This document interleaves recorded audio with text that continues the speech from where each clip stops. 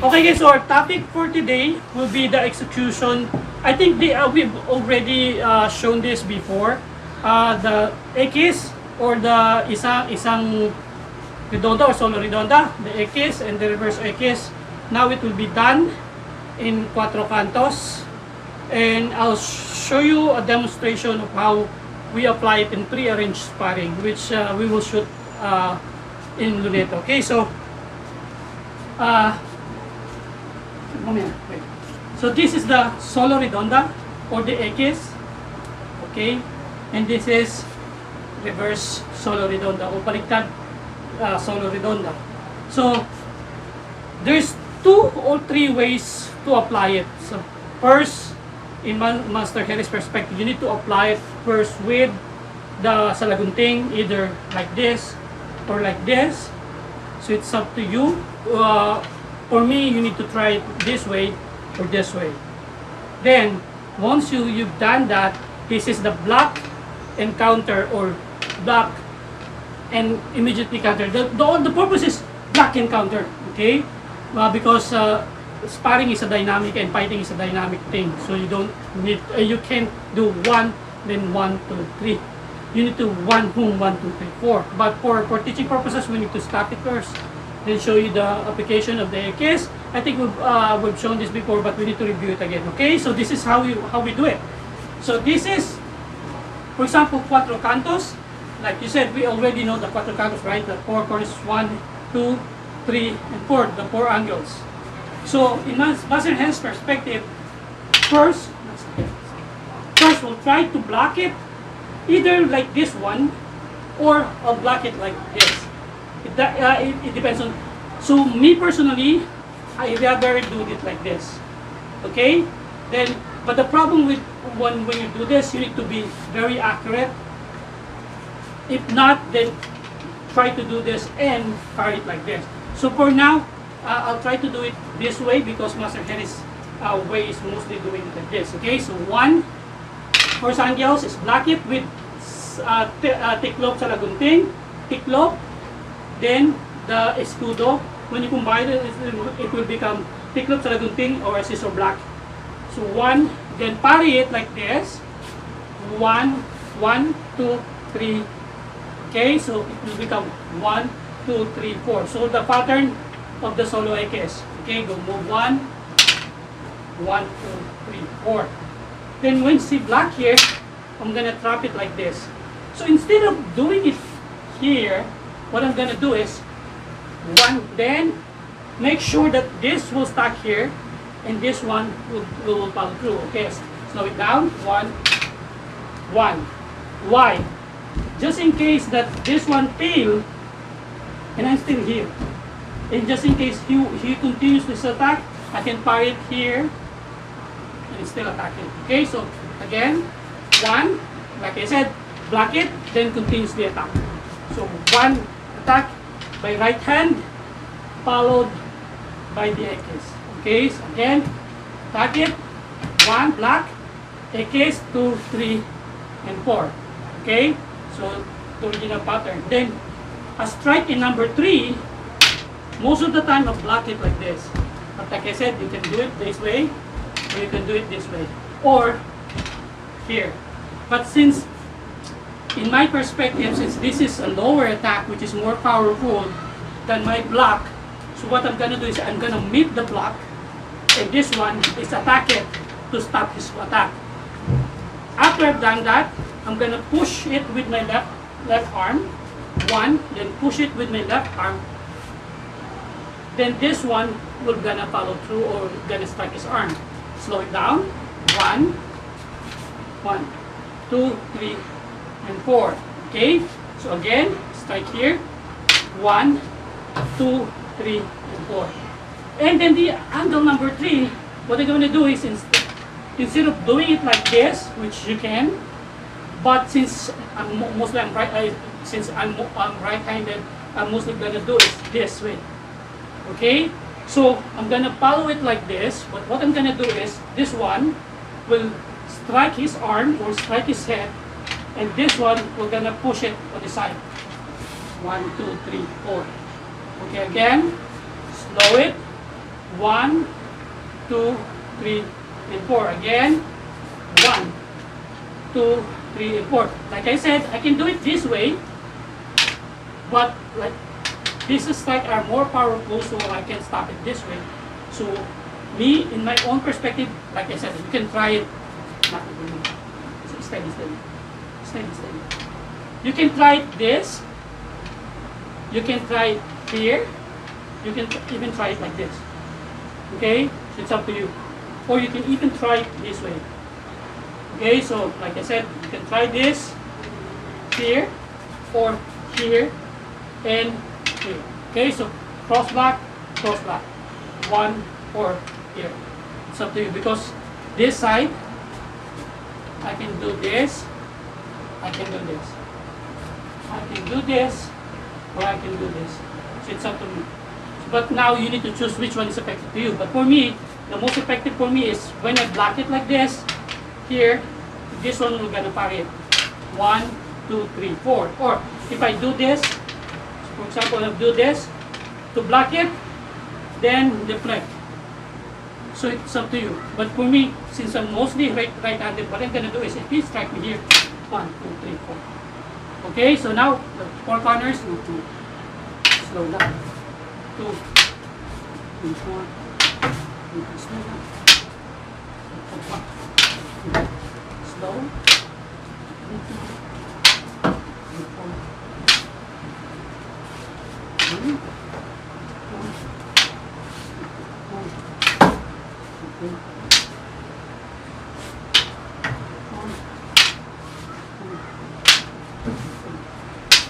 Okay, so that's kwatro cantos using the X or the solo baston.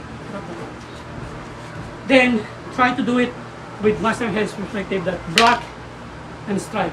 Block with salagunting here and here, here or here. Okay, takip salagunting. You can also do it takip salagunting with this. Okay. So tiklop salagunting, I can also do it tiklop salagunting with this one. Okay, so with same angles. Okay, so that's the first move with that. Second is try to do it with direct attack and blocking. For example, so this is a block and this is attack. But me personally, I'd rather one.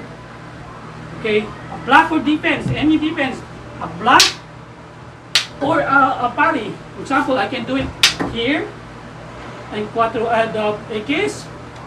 I can do it here and X. I can do it here and X. The thing is, the concept is block or defense simultaneously with the counter. So I can do it here. 1, 2, 3, 4. I can do it here, slow. Here, 3, 4. I can do it here, 1, 2, 3, 4. Okay? So, what I want you to try first is just focus on angle number 1. Slowly. 1. So, try to experiment first with angle number 1. For 1, 2, then do number 1. And here, here. So remember, see, I'm blocking here, attacking with my left arm. I'm blocking here with my left arm, and I'm attacking, simultaneously attacking with my right arm. So try to experiment first which one is effective to you. Second here, third is I'm parrying with this one and attacking simultaneously with this one. 1, 2, 3, 4. Or I'm parrying with this one and attacking with here. 1, 2, 3, 4.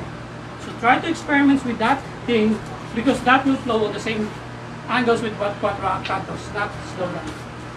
So what I'm gonna do is block first and counter. 1,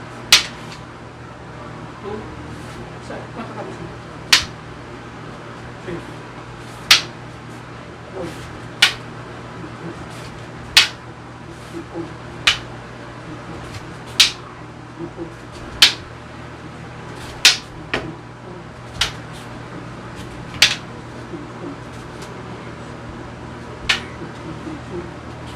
Then, second, you can try the parrying or the flowing strike, or we call this payon. So move, 1, 2, 3, 4, 1, 2, 3, 4, 1, 2, 3, 4, 1, 2, 3, 4, 4.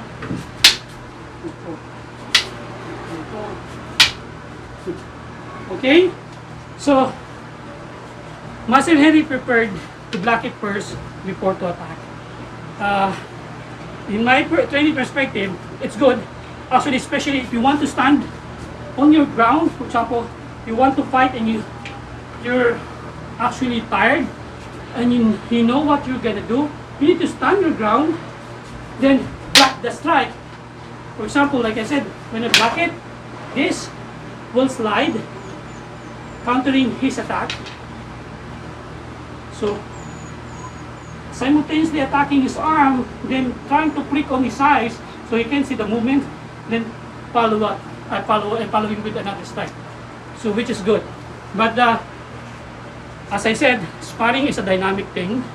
So, if you wanted to make sure, you need to know other possibilities, which is sometimes you can just parry it or block it and simultaneously hit. Or you can even just parry and block it with just one stick. Parry, then counter with double stick, or block, counter with double stick. Okay? So this is our pattern now. Third, drills that you can do with kwatro kantos is try to do the 4 corners directly, meaning knock-knock. This is the 4 corners. Directly attacking him 1, 2, 3, 4. Attack 1, 2, 3, 4. Attack here. 1, 2, 3, 4. Attack 1, 2, 3, 4. Instead of trying to block it here, as I said, if you can see, what I'm doing is I'm attacking his stick. But the truth is, I'm attacking his arm directly, then attacking. For example, here, slow na. Bigyan mo attack. Directly attacking his arm, then follow up with this. Slow na, slow na. Directly attacking his arm, then follow up on the head. Directly attacking his arm, follow on the head. Directly attacking his arm, follow on the head.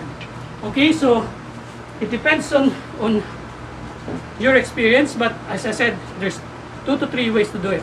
First is defend. So if you're not really accurate with your striking, defend, then counter attack.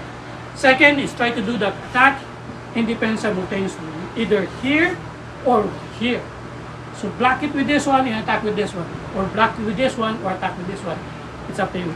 You have 2 hands, so try to experiment with that. Then third is trying to do the pattern and do it directly to the hand. Okay, so that's X in kwatro kantos. Now I'll try to do it with pasalok. Okay, so this is kwatro kantos in pasalok.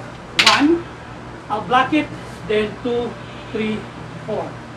Again, 1. I'll block it here, or what I'm gonna do is instead of doing it like this, I'm gonna do it here. Okay. So, but as I said, for me this is heavy.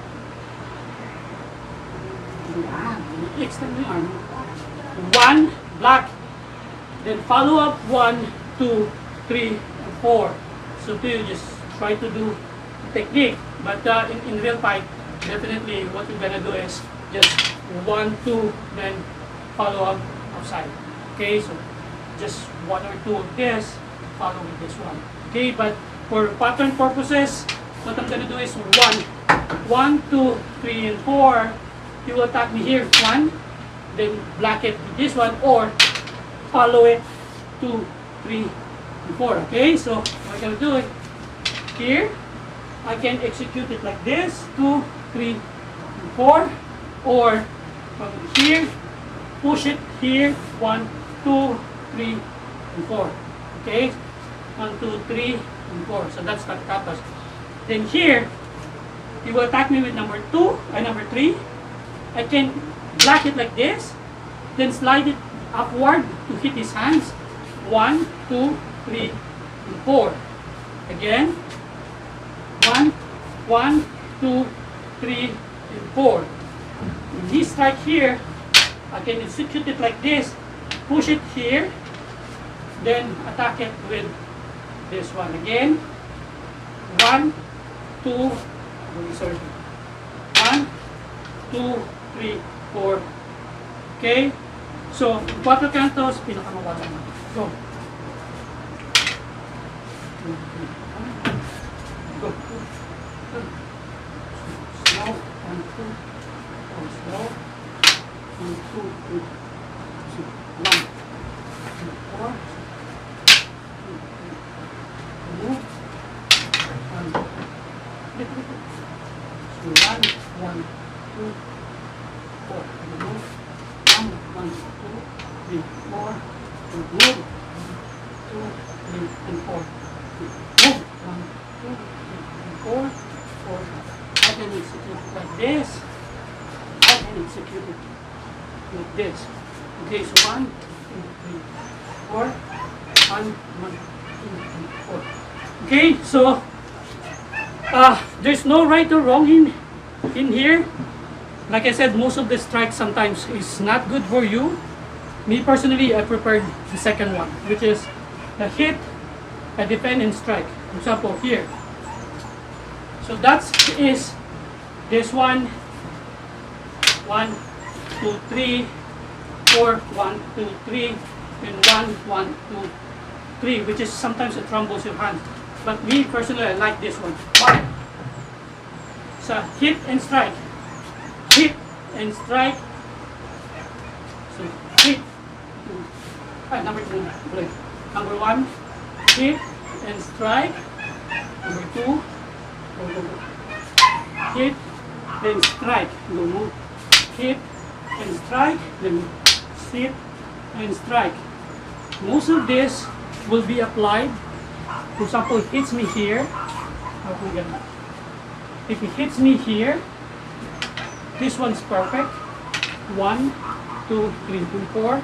It hits me here. 1, 2, 3, 4. Or I'll block it like this. 1, 2, 3, and 4.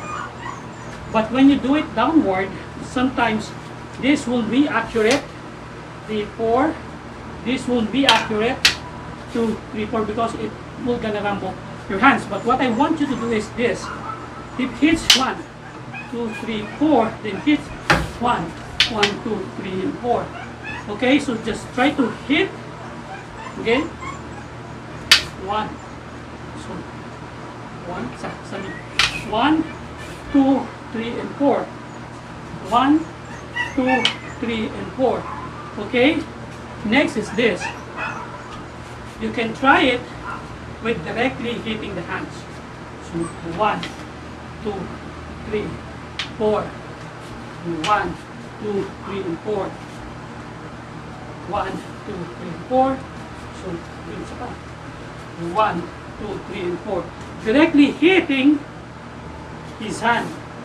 1, 2, 3, 4. Directly hitting his arm. 2, 3, and 4. Hitting his arm. 4. Hitting his arm. 3, and 4. Okay, so you need to focus on that. Okay, hitting his arm means directly hitting him. If you can do hit the head, much better. If you can hit the head directly, much better. But the problem is he's striking like this one. So remember, what I'm doing now is he's using one single stick for us to train the kwatro kantos. Okay, so that's the kwatro kantos of hitting directly 1, 2, 3, 4, 3, 4, 1, 2, 3, 4, 1, 2, 4, 2, 3, 4. Okay, so that's kwatro kantos. Okay, so that's the kwatro kantos done in this method. So after that, I'll try to shoot tomorrow with some of the guys in Luneta to spar it. But in my perspective, it's like this. He will attack me 1, 2, 3, 4, 3,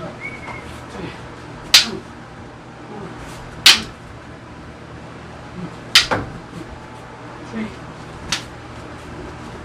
Okay, so that's how you hit. So pre-arranged sparring meaning you will ask your attacker to hit you just being pensive. He will attack you in any variety of angles, but don't let them say, I tell them that to hit you, to really hit you. Meaning they don't want, they will gonna hit you real hits or real attack, and they won't gonna cock their hands. It's sparring as per se, but the rule is he will gonna be the attacker and you will be gonna be the defender. Defender because you wanted to execute the technique.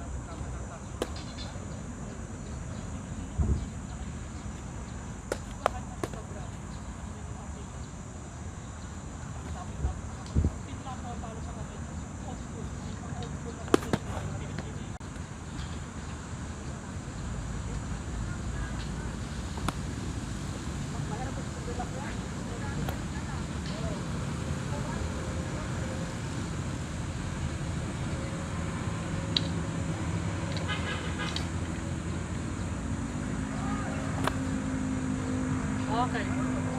Short lang naman yan, insert lang yan. Okay, so that's the solo redonda, a case or reverse a case. Okay, thank you and see you on the next one.